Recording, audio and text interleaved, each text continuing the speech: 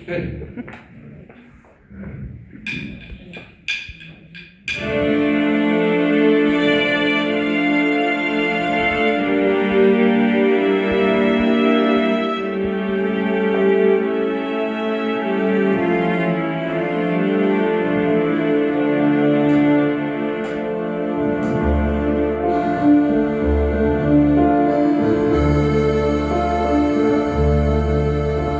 'n Franse café sit ons weer in tuins deur die nag. Uitgedagte soet, wat selfs die Mona Lisa sal laat lag.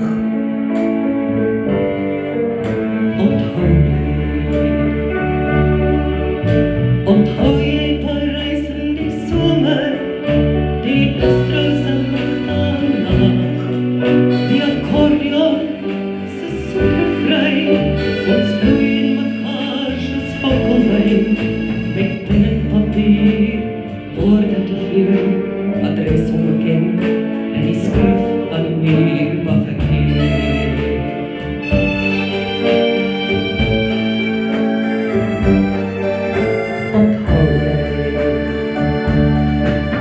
Onthou jy Parys op sy mooiste, onthou jy die donker nacht, langs die Seine-rivier vir ure lang, soos wilde mos in een gerang.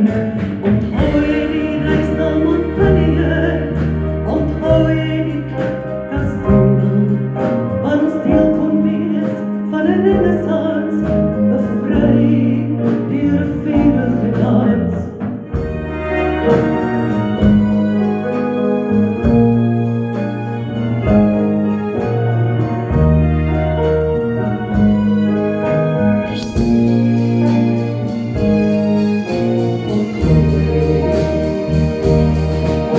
Onthou jy Parys in die winter, sy sneeuw wat sag na jou pas, met wasemwoorde teen die ruit, verdwaal ek hier in my bos.